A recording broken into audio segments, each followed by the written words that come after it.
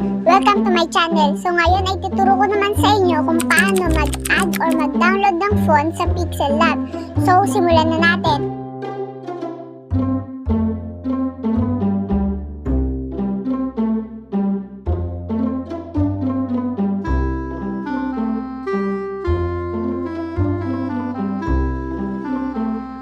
Pagkatapos ay maaari na kayong mag-search dito. Tapos marami na rin kayong makikita ditong mga fonts.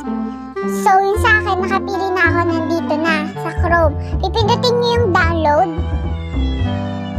Pagkatapos ay makikita nyo itong downloading file. Pagkatapos ng ma-download ay pindutin nyo yung open. Pagkatapos ng open ay, pero dapat siguraduhin nyo muna meron kayo netong app na to na Archiver. Lalagay ko na lang sa description box yung link neto. So pindutin nyo yon.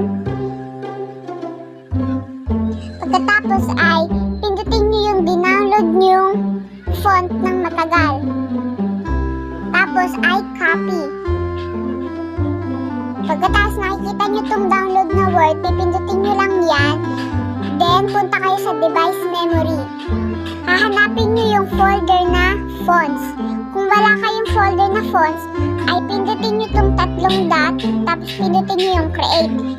Dito naman sa akin ay meron na, kaya pipindutin ko na lang itong fonts, at pipindutin nyo itong green na to, para ma-paste natin yung kinapi nating font. Yan, nandito na yung dinownload nating font. So, punta tayo sa PixelLab.